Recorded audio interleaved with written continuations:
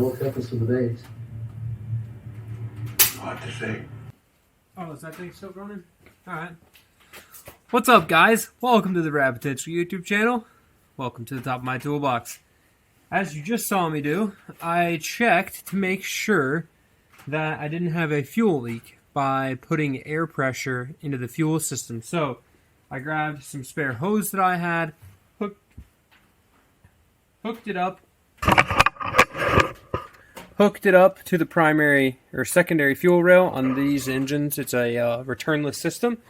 And then, although I don't know how much pressure I put to it, I know that when I was pushing air into here, that I did not hear any air coming out in the engine side of all this stuff. And I just had a slight leak here at this. Whenever I pulled it back out, big gust. So, one of the worst, most nightmarish things you can have on an RX8 is when you get it put together and you go to start it and you have a fuel leak, and then you have to take the upper intake manifold off. You have to dig all the way down through all of this and figure out which injector O-ring you pinched. So, with that, we are going to start putting this engine in. I had a patron ask about grounds, so I'll run through the engine harness grounds on the engine real quick with you, just so you know. There is a ground to the middle iron, or somewhere on the housing. There's another ground to the housing, and then there's a little like resistor ground thing that needs to be grounded to the housing as well. This is a knock sensor, not a ground. In the engine bay, the grounds you would have removed to change this: main ground chassis from battery right here goes to your crossbar, and then down here within the starter harness is another ground wire that actually goes to the center iron down here. If you do not have your grounds hooked up, your car will not run. And it may crank, it may whatever, but it won't start. I bought, not this RX8, but my black one, which I don't think was before the YouTube channel. Black 05, Super Mint, 60,000 mile car. This is the deal of the century, guys. You guys are going to not like me after I tell you this. So, I found it on Craigslist. This is before Facebook Marketplace for $1,000. Black base cloth interior, super nice car, 6-speed. Guy had it listed for $1,000. Says it has a rebuilt engine, car won't start, just got it back from the mechanic. This, that, and the other. Okay? So I show up, pay the man, push it on the trailer. Take it home. I was in college. I moved down to Tennessee for my internship in the summer, living with Charles, and I brought the RX8 down. Come to find out, on the front of the engine, which I didn't even try to start it. I just pushed it on the trailer. Took my $1,000 Mint RX8 and left before he took it back. Come to find out, on the front of the engine, the guy had disconnected the engine grounds, or didn't have them hooked up, and there was a big black ground strap from the battery to the front of the engine, and that was it. None of the factory RX8 ground wires were hooked up, okay? And he had cut the ground wire from the chassis harness that went to the battery and just put his big one on. So, literally, put a new battery in this car, hooked up the factory grounds, things started and ran like a dream. Ran perfect. Till I drove it to a wedding in Cincinnati and the engine blew up, but that's a different story in and of itself. So, let's get the last few bits buttoned up on this. We've got these grounds hooked up. I need to take this knock sensor off, plug in that one, and just route some of these wires. These go down this way. Let's see, this wire plugs into the... what is that? Oil pressure. Yeah, oil pressure sensor. This goes down here to the oil level sensor. Down there. That wire will get tucked up in here and get stuck on everything while I put this in. That, we got to mount our coils up. And then I need to also switch over all of the front pulley and trigger wheel and stuff off of this one. So, the engine I got from the car that exploded the clutch didn't have the reluctor wheel and the, what's this thing called? The Hall effect sensor. Jacob Cartmill will appreciate me knowing what that is. Little magnet guy. So this pulley's got to come off. We'll get the spider nest out of it. And this is the dud engine, right? Once I get that stuff off, I need to take these oil cooler lines off, clean them up a bit, and then put them on that engine. And then we're ready to stab this thing back in the car, I think. I guess I probably ought to put a flywheel on this. So I don't really have any plans to like super drive this car on the street that much. I'm going to drive it to the Tail of the Dragon this year, but largely it's just a track missile car. So, with that being said, I have a 6-puck sprung clutch and a 13-pound flywheel for this. Okay? So, not the most ideal thing for like a street car to have a lightweight flywheel, but it will help it rev a little bit faster, and that thicker clutch. And then I'm going to save the stock clutch. And if I have any issues, I can take the stock clutch that was in the car and put it back on. It's not like we're trying to make more horsepower. The other thing I'm going to do, which I'll show you in this video, is I'm going to do an air pump delete. What that entails is literally taking the air pump off, which I forget where I just put it, right here. This guy, air pump. Sorry, this air pump is not for sale because Charles has an RX8 and my air pump is functioning, so he'll have this as a spare. But there is a tube that goes from the exhaust where the air pump pumps air back into the exhaust, which is this guy, okay? It sits right about here, looks super ugly, and we're not going to use it. So, I didn't buy a block-off kit, but I have a welder. The end of this piece, I'm just going to cut it off, hammer it flat, weld it shut, slap a new gasket on there. All it literally does is block off that hole right there, and then you take the air pump out. You have to leave this little resistor relay thing, and you have to leave this little resistor relay thing plugged in. You will get a check engine light for a catalytic converter code or whatever, because you don't have the air mixture won't be correct. Because basically what an air pump does is when it turns on, it pumps air into the exhaust in order to dilute the rich condition of the engine. Does that make sense? So you're adding air to lean out the fuel ratio so the O2 sensor's happy. We have to leave this and this in here so a fuel pump comes on. I am going to take this bracket out of here, and then these two pieces will just get zip tied somewhere up on the chassis. I didn't take my air conditioner bolts out. Don't do that. That's bad, because even though it's supposed to be 30 degrees this track day, I got AC in my race car, and y'all don't. So kudos to the race car here for having AC. Otherwise, I'll probably throw some fresh grease on the throwout bearing, but I'm not going to replace it because it's not making noise. And that's pretty much it. So let me finish dressing up this engine, and you're going to see me mad fight this engine into the engine bay, because RX8 engines are a pain to get in by yourself.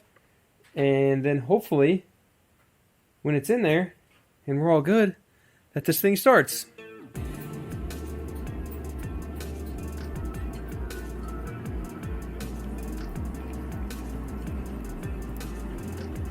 Alright guys, these holes are only drilled one way. It'll only fit on here one way.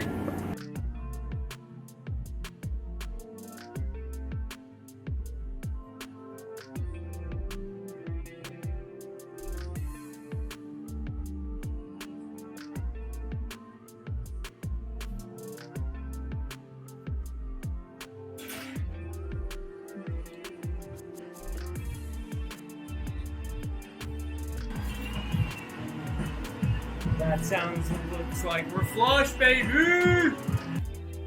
Okay guys, we've got the engine sorta kinda in here, and as I was under the car I discovered something counterproductive to this situation. But don't worry, we don't have to take the engine back out. It's in. The lower dowel is lined up, the upper dowel is lined up. Key thing too, if you're doing one of these by yourself, have a ratchet strap handy so that you can twist the engine a little bit.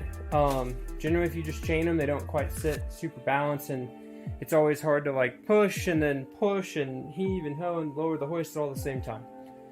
But we're ready to mate this to the trans. I do have a jack under the trans helping to Wendigo things. But the thing that I discovered, I don't know why I just hit the hood latch, but the thing that I discovered is that somebody took the oil pan off of this engine. I didn't realize it. It's just been sitting on the ground, this, that, and the other. I thought it was unscathed, you know, didn't have any issues.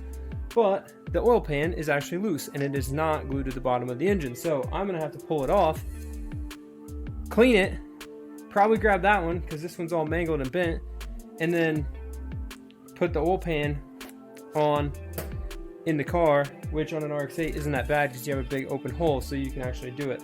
On an FD, on a FC, you have to like take engine mounts off and suspend things, and it's a whole pain in the butt. So that being said, I have one more step, but ready to bolt the engine mounts on, getting the AC compressor. It goes under the ABS unit, so don't like pull it up once you just, that's kind of a pain. And yeah, if you're by yourself, you just have to be a little bit more careful, but I was able to do it. I'm gonna crawl under there and tighten up the bell housing bolts, and we're ready to rip. So let's continue with dressing this baby up, and then hopefully we get this thing fired up like tonight.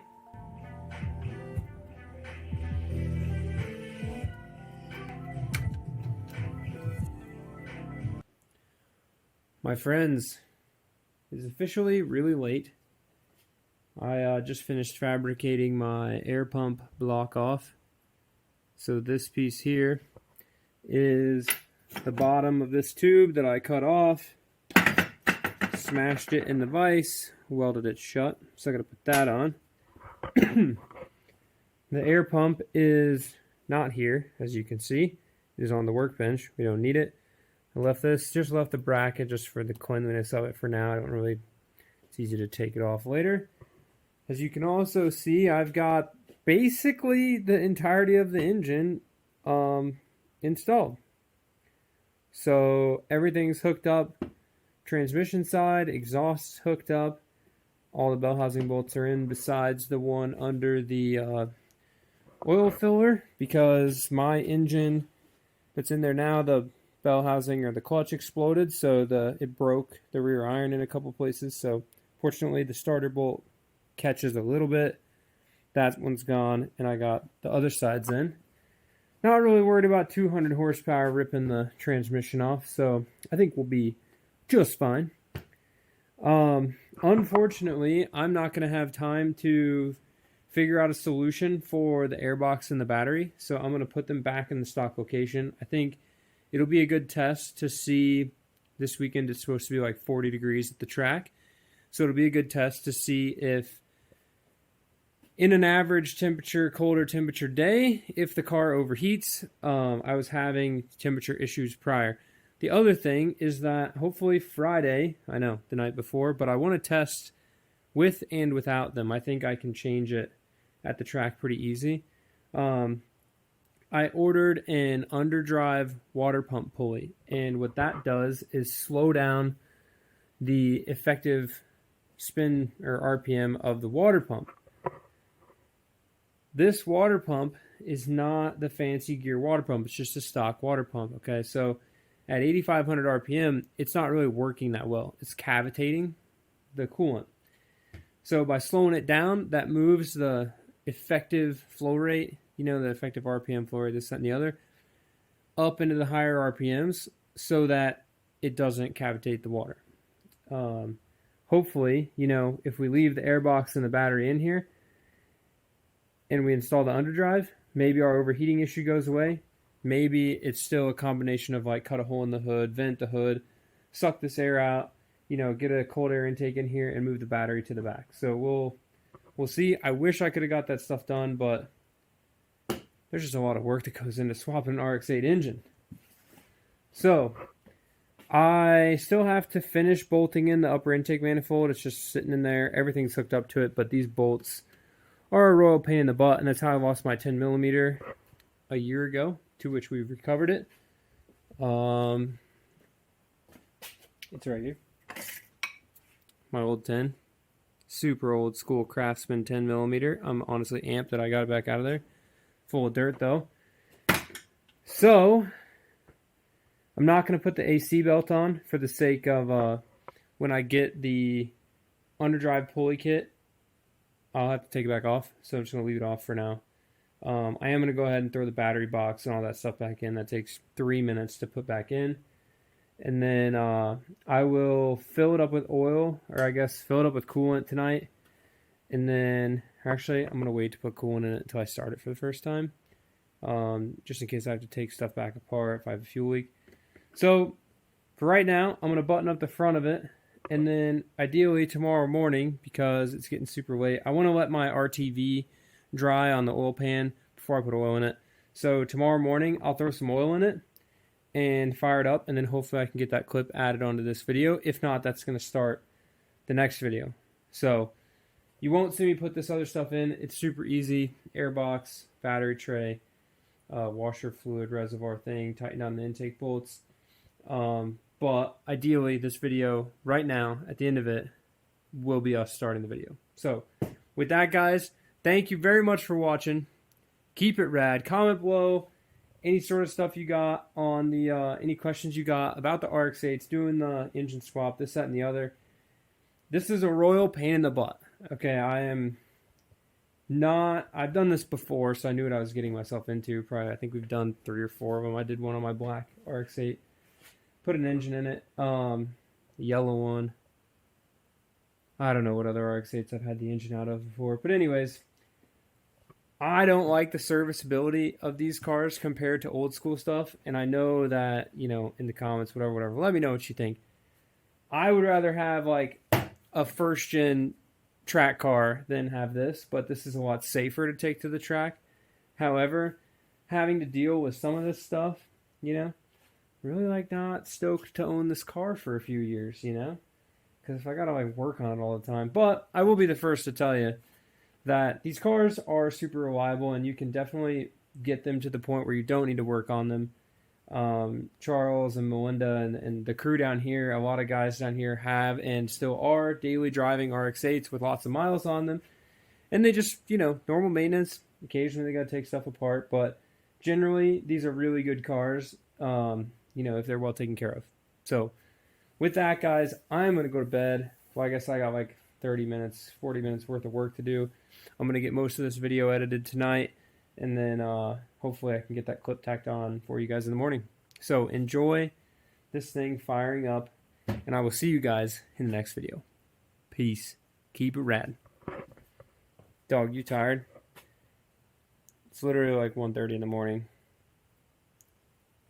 Fighting this engine was a royal pain in the butt.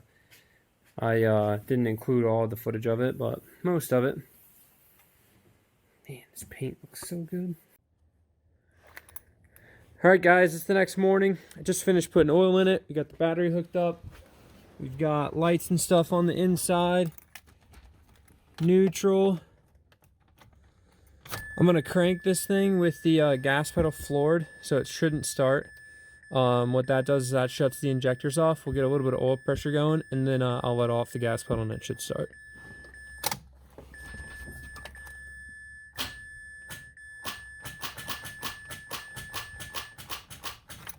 Oh, man.